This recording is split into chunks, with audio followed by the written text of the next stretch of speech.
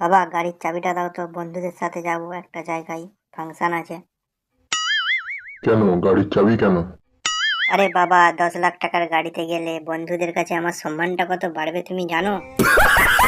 এই নে 10 টাকা, বাসে করে চলে যা। 30 লাখ টাকার গাড়িতে গেলে তোর বন্ধুদের কাছে তোর সম্মান আরো 3 গুণ বেড়ে যাবে। আমি জানতাম তুমি এই কথাই বলবে। জানতিস যদি তাহলে তো বাসেই চলে যেতে পারতিস। বাবা তুমি যে আমাকে বলেছিলে আমাকে একটা বাইক কিনে দেবে।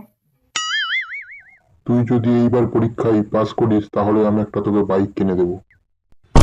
তাহলে তো তোমার 2 লাখ টাকা বেঁচেই যাবে, কারণ আমি তো আর কোনোদিনও পাসই করতে পারবো না। তুই এইবারের পরীক্ষাতেও কি ফেল করেছিস নাকি? কি করবো বলো, প্রথম দিন থেকে যার দেখে লিখছিলাম সে লাস্ট দিনের পরীক্ষায় অ্যাবসেন্ট ছিল। এইবার তাহলে ভালো করে পড়াশোনা কর, যদি পাস করতে পারিস। পরীক্ষায় যদি পাস নাও করতে পারিস তাহলেও তোকে একটা বাইক কিনে দেবো। সত্যি বলছো বাবা? যদি পরীক্ষায় পাস করিস তাহলে একটা কলেজে যাওয়ার জন্য রয়্যাল এনফিল্ড কিনে দেবো, আর যদি পরীক্ষায় ফেল করিস তাহলে দুধ বিক্রির জন্য একটা লুনা কিনে দেবো।